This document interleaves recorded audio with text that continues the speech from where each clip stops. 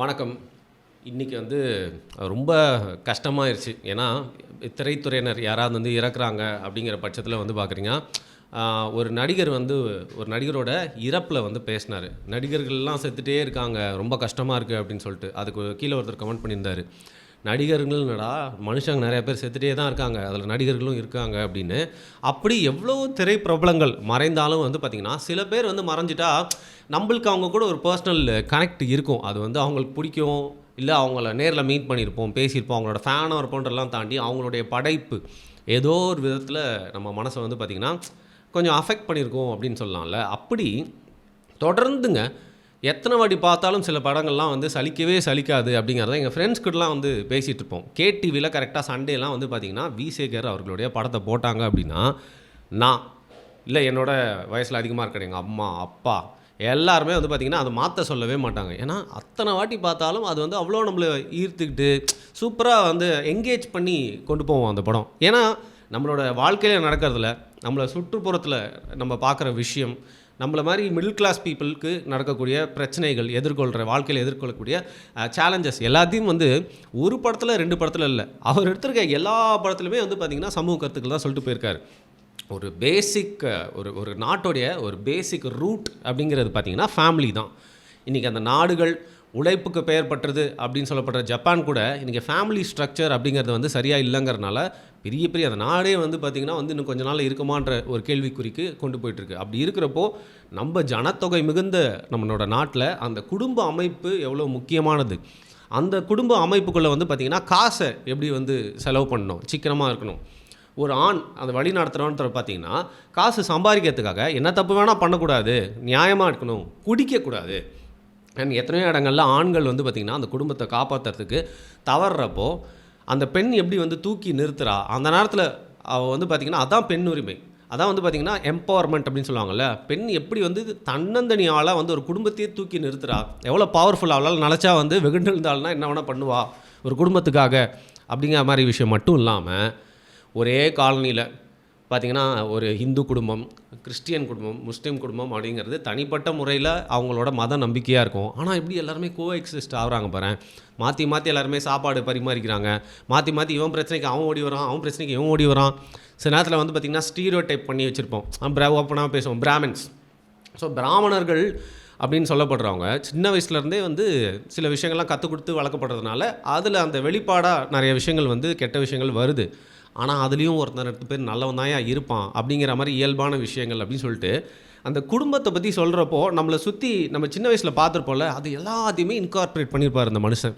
மட்டும் இல்லாமல் ஒரு குடும்ப படத்தை எடுத்தாங்கன்னா அதில் அரசியல் அப்படிங்கிறது ஏதோ ஒரு லேயரில் இருக்கலாம், பட் அரசியல்வாதியே உள்ளே வந்துட்டு போவார். இவரோட எல்லா படத்துலையும் ஒரு சிவப்பு துண்டு போட்டவர் வந்துட்டு போவார்.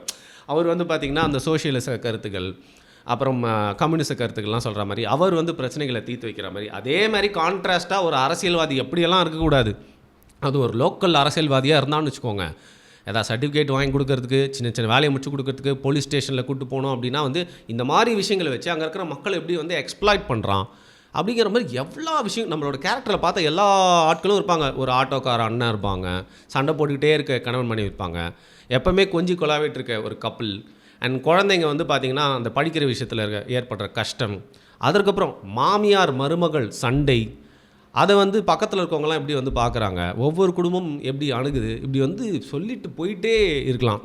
இதில் முக்கியமாக அவர் படத்துலலாம் தெரிஞ்சோ தெரியாமலோ வச்சுட்டே இருப்பார். இந்த காசு கொடுத்து ஒரு அரசு வேலை வாங்கிறது அப்படிங்கிறது எவ்வளோ தப்பான விஷயம்னு ஆல்மோஸ்ட் எல்லா படத்துலையும் வச்சுட்டாருங்க. இன்றைக்கி அவர் இறந்துட்டாருன்னு சொல்லிட்டு அவரோட படங்கள்லாம் பார்த்திங்கன்னா சில சீன்ஸ்லாம் போட்டு காட்டுறாங்க நியூஸ் சேனலில். சத்தியமாக சொல்கிறேன், இன்றைக்கி இந்த காலகட்டத்தில் நடிகர்கள் மேலே இருக்கிற அந்த போதை அப்படியே கண்மூடித்தனமாக நடிகர்களில் போயிட்டு அவங்க மேலே விழணும்னு நினைக்கிறது இருக்குல்ல, அதெல்லாம் இன்றைக்கி நம்ம பேசணுன்னா ஏதோ விஜயை பற்றியோ டிவிக்கை பற்றியோ பேசுகிறோன்னு வச்சுப்பாங்க. எல்லா நடிகர்களும் தங்களுடைய சுய லாபத்துக்காக ரசிகர்கள் எப்படி பயன்படுத்தியிருக்காங்க. அப்பாவி ரசிகர்கள் தங்களோட உயிர் மேலேயே பொறுப்பு இல்லாமல், தங்களோட உடைமைகள் மேலே பொறுப்பு இல்லாமல், தங்களோட ஃப்யூச்சர் மேலே பார்த்திங்கன்னா அக்கறை இல்லாமல் அந்த நடிகர்களை பேன் பார்த்துட்டு இருக்காங்க. அது எம்ஜிஆர், ரஜினி, இன்றைக்கி விஜய், அதுக்கு அடுத்த ஜென்ரேஷன் காலகட்டம் வரைக்கும் அந்த ஹீரோ வர்ஷிப்பிங் அப்படிங்கிறது எவ்வளோ கேவலமாக இருக்குது. சினிமானா சினிமா தான், அவரே சினிமாக்காரர் தான், பட் சினிமானா சினிமா தான், அதுக்கு பின்னாடி பார்த்திங்கன்னா இவ்வளோ அசிங்கங்கள் இருக்குது. சினிமாவுக்கு பின்னாடி பார்த்திங்கன்னா எவ்வளோ பொய்கள் இருக்குது. நம்ம பார்க்குற உண்மை வேறு, சினிமா வேறு. அந்த நடிகை ஹீரோவாக காட்டப்படுறவன் கண்டிப்பாக ரியல் லைஃப்பில் படத்தில் ஹீரோவாக இருக்கிறதுல அவன் தான் பெரிய வில்லனாக இருக்கான் அப்படிங்கிற மாதிரி வந்து பார்த்திங்கன்னா நீங்களும் ஹீரோ தான் அப்படிங்கிற ஒரு படத்தில் வந்து சூப்பராக காமிச்சிட்டு வந்தார். காட்சியெல்லாம் பார்க்குறப்போ இந்த வருஷம் நம்மளோட தமிழ்நாட்டில் நடந்த விஷயங்கள்லாம் இருக்குங்க. என்ன மாதிரி ஒரு விஷன் பாருங்கள். விஷன் மட்டும் இல்லை, இது வந்து ஒரு சமூக அக்கறை இருந்தால் தான் இதெல்லாம் வந்து தொடர்ந்து தங்களோட படைப்புகளில் வெளில வரும். ஏன்னா ஒரு படைப்பாளி தன்னோட ஒரு 2-3 படத்தில் ஊரை ஏமாற்றிடலாம். பட் எல்லா படமும் இதே மாதிரி சமூக அக்கறையோடு எடுத்திருக்காரு அப்படின்னா வந்து இவரோட தாட் ப்ராசஸ், விஷன், இவர் வந்து சமூகத்து மேலே வச்சுருக்க மதிப்பு, அக்கறை அப்படிங்கிறது ரொம்ப பெரிய விஷயம். அரசியல் டேரக்டர்ஸ்னால் வந்து பார்த்திங்கன்னா பாரதி ராஜா கூட அரசியல்லாம் வந்து நிறைய விஷயங்களை பேசியிருக்காரு. பட் அரசியல் டேரக்டர்ஸ்னால் வந்து கிங்கு அப்படின்னா வந்து மணிவண்ணன் தான். ஏன்னா அவர் படங்கள் தமிழில் பேசின அரசியல்லாம் வேறு எந்த டேரக்டருமே வந்து என்னோட சினிமா நாலேஜ் பொறுத்த வரைக்கும் பேசல. அசால்ட்டாக ஒரு விஷயம் சொல்லிட்டு போயிட்டே இருப்பார். எல்லா மாதிரி படங்களும் எடுத்திருக்காரு மணிவண்ணன், அவ்வளோ டேலண்டட். பட் இன்னும் 2 பேர் வந்து பார்த்திங்கன்னா ஒரு ட்ராமா கைண்ட் ஆஃப் மூவிஸை வந்து எடுத்தாங்க. உதாரணத்துக்கு இந்த திராவிட சிந்தனை மூலிமா பராசக்தி போன்ற படங்கள்லாம் அப்புறம் வந்து திராவிட படங்கள்லாம் வந்துட்டே இருந்துச்சுல. அப்புறம் அரசியல் படங்கள் அப்படிங்கிறதுக்கு நீட்சி இல்லாமல் போயிட்டு டக்குன்னு ஒரு கட்டாயிடுச்சு. அப்புறம் மணிவண்ணன் வராரு, எடுக்கிறாரு. அதை தாண்டி வந்து 2 பேருங்க. ஒன்று விசு. இந்த விசு அவர்களுடைய படம் வந்து பார்த்திங்கன்னா ஒரு குறிப்பிட்ட சமூகத்தை சேர்ந்தவங்க அதிகமாக ரசிக்கிற மாதிரி இல்லாமல் எல்லாருமே ரசிப்பாங்க. ஆனால் அதில் ஒரு ட்ராமா தன்மை இருக்கும். அதுவும் வீட்டுக்குள்ளே இருக்கிற பிரச்சனையை பற்றி பேசும், வீட்டுக்குள்ளே இருக்க அரசியல் பற்றி பேசும். பட் அவர் வந்து ஒரு சமூகத்தில் பிறந்து வந்ததால் அந்த ஒரு பார்வை, தாக்கம் எல்லாமே அவர் படத்தில் வந்து இருக்கும். ஆனால் வேற வி சேகர் பார்த்திங்கன்னா அவரும் அந்த படத்தோட அழகியலை பற்றிலாம் கவலைப்பட மாட்டார். சாதாரண செட்டுக்குள்ளே தான் படம் எடுப்பார். திரும்ப திரும்ப குடும்பத்தை பற்றி தான் எடுத்துகிட்டே இருப்பார். பட் அதில் ஒரு குட்டி ட்ராமா தன்மை இருக்கிறதுனால அது ஈஸியாக வந்து பார்த்திங்கன்னா லோவர் மிடில் கிளாஸ் பீப்புளுக்கு அதிகமாக கொண்டு போய் சேர்ற மாதிரி எடுத்துருப்பார். ஸோ இவர் வந்து இன்னொரு சைடு அரசியல் படங்களை தொடர்ந்து எடுத்துகிட்டு இருந்தனால தமிழ் சினிமாவில் ரொம்ப நாளாக வந்து அரசியல் படங்களே வரல அப்படிங்கிற குறையை வந்து இவர் தீர்த்துட்டார். இவர் வந்து பார்த்திங்கன்னா ரொம்ப அண்டர் ரேட்டட், ரொம்ப அண்டர் அப்ரிஷியேட்டட் அப்படின்னு சொல்லலாம். இன்றைக்கி இவருடைய இறப்புக்கு அப்புறம் அஸ்வத் மாரிமுத்து, பிரதீப் ரங்கநாதன் போய் டேரக்டர்ஸ்லாம் அவரை பற்றி மெய் செலுத்து போடுறது, நிறைய அரசியல் தலைவர்கள் வந்து போட்டிருக்காங்க. சீமானவர்கள் கூட வந்து ஒரு பெரிய போஸ்ட் போட்டிருக்காரு. இன்ஃபேக்ட் எனக்கு என்ன ரொம்ப பர்சனலாக ஹர்ட்டிங்னா பாரிசாலன் அவர்கள் போயிட்டு இவர் இறக்கிறதுக்கு முன்னாடி மருத்துவமனையில் போய் பார்த்துட்டு வர்றார். பார்த்துட்டு வந்து பிரதர் இது மாதிரி பிரதர் நான் போய் பார்த்தேன், இதை பற்றி நம்மளோட வீடியோவில் பேசலாம் அப்படின்னு சொல்லிட்டு நேத்தி போட்ட காணொலியில் வந்து நாங்கள் பார்த்தீங்கன்னா அவரை பற்றி பேசுகிறோம். உடம்பு சரியில்லைங்க, அவர் இது மாதிரிலாம் படம் எடுத்திருக்காரு, சூப்பர் டேரக்டரு, தமிழ் மீது அக்கறை கொண்டவர், திருவள்ளுவர் முதன்மையாக வைப்பார், அப்பேற்பட்டவர் இப்போ உடம்பு சரியில்லாமல் இருக்கார், நிறைய பேருக்கு தெரியாமல் இருக்குது அப்படின்னு சொல்லிட்டு ஒரு அவேர்னஸ் மாதிரி நாங்கள் சும்மா பேசணும். நிறைய பேருக்கு அவர் விரும்புகிறவங்களாம் போய் பார்ப்பாங்கள்ல, அவர் கொஞ்சம் சந்தோஷமாக இருக்கணும்.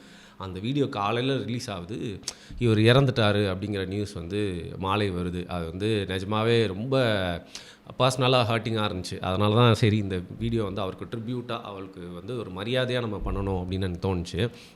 ரொம்ப கஷ்டமான விஷயம் வந்து காமெடி.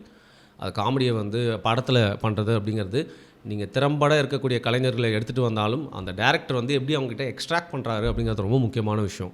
இதில் இவர் என்ன பண்ணியிருக்காருன்னு பார்த்தீங்கன்னா லெஜெண்ட்ஸ், காமெடி கிங் அப்படின்னு பல பேரால் இன்றும் அழைக்கப்படுற கவுண்டமணியை வந்து ரொம்ப பெஸ்ட்டாக யூட்டிலைஸ் பண்ணியிருப்பார். ஏன்னா கவுண்டமணி வந்து பார்த்திங்கன்னா ஒரு படத்தில் காமெடி ரோல் பண்ணுறது மட்டும் இல்லாமல் அவருக்கு ஒரு கேரக்டர் கொடுத்து அது கெட்ட ரோலாக இருந்தால் கடைசியில் திருந்தும், அது நல்ல ரோலாக இருந்தால் கெட்டவர்களுக்கு எதிராக வந்து கேள்வி கேட்கும்.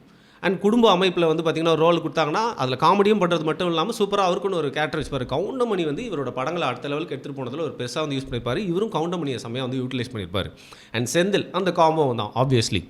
அண்ட் அதற்கப்புறம் இன்னும் கிரேட் காமெடியன்ஸான விவேக், வடிவேல், இவங்க 2 பேருமே நிஜமாக அந்த இடத்துக்கு வர்றதுக்கு வந்து வி சேகர் அவர்களுடைய படத்தில் நடிச்சது ரொம்ப முக்கியமான ஒரு காரணம். ஏன்னா எலீட் மூவிஸில் பெரிய பெரிய ஆட்கள் படத்தில் நடிக்கிறது மட்டும் இல்லாமல் இந்த படங்கள்லாம் திருப்பியும் டிவியில் போட்டு காட்டி அண்ட் கோவை சர்லா இந்த மாதிரி எல்லா காம்பினேஷன் கொண்டு வந்து அவங்களுக்குள்ள பியூட்டிஃபுல்லான இன்றைக்கி வரைக்கும் நம்ம பார்த்து ரசிக்கக்கூடிய காமெடி சீன்ஸ்லாம் வந்து உருவாக்கிட்டு போயிருக்காரு. ஸோ ஒரு மனுஷனுக்கு வந்து நல்ல ஒரு ரசனை, அக்கறை அண்ட் பார்த்திங்கன்னா ஒரு கலைத்திறன். பாக்யராஜ் கிட்ட கொஞ்ச நாள் ஒர்க் பண்ணாலும் அதுக்கு முன்னாடி வந்து பார்த்திங்கன்னா நந்தனம் காலேஜ்லேயும் ஒரு டிகிரி முடிச்சிருக்காரு, பச்சைப்பாஸ் காலேஜ்லேயும் வந்து முடிச்சிருக்காரு. அதுக்கு முன்னாடி மாநகராட்சியில் ஒர்க் பண்ணியிருக்காரு. எனக்கு தெரிஞ்சு ஒரு மாநகராட்சியில் ஒர்க் பண்ணும்போது வந்து பார்த்திங்கன்னா கடைநிலை மக்கள் சந்திக்கக்கூடிய பிரச்சனைகள்லாம் வந்து திரும்ப பார்த்ததுனால இவருக்கு அதெல்லாம் ரொம்ப ஈஸியாக அதை வந்து காட்டுறதுன்றது வந்துருச்சு போல இருக்குது. பொண்ணு பார்க்குறது, கல்யாணம், அதுக்குள்ளே இருக்க பிரச்சனைகள் எல்லாத்த பற்றியும், வரதட்சணை எல்லாத்த பற்றியும் வந்து பேசியிருக்காரு. சாதிய பாகுபாடு, ஏற்றத்தாழ்வு, மதவெறி எல்லாத்து குறித்தும் இவரோட படங்கள் பேசியிருக்கனால தமிழ் சினிமாவின் தவிர்க்க முடியாத ஒரு அரசியல் டைரக்டர், இயக்குனர், இவருக்கு வந்து நம்ம செஞ்ச மரியாதை அப்படிங்கிறது பத்தலை அப்படிங்கிற வருத்தத்தை சொல்கிறது மட்டும் இல்லாமல் இந்த நேரத்தில் அவரோட இழப்பை பார்த்துட்ருக்க அவங்களோட உறவினர்கள், அவரை உற்றார் எல்லாருக்குமே வந்து நம்மளோட ஆழ்ந்த அனுதாபங்கள். உங்களுக்கு நாங்கள் செய்கிற மரியாதை இது ரொம்ப கம்மி தான். தொடர்ந்து உங்களோட படைப்புகள் அதை வந்து அடுத்தடுத்த ஜென்ரேஷனும் பார்த்து வந்து உங்களுக்கான மரியாதையை தேடி தந்துகிட்டே இருக்கும். அதுதான் ஒரு கலைஞர்களுக்கு உண்ட ஒரு ப்ளஸ் பாயிண்ட். அவங்க போயிட்டாலும் அவங்களோட படைப்புகள் இருந்துகிட்டே இருக்கும். நன்றி.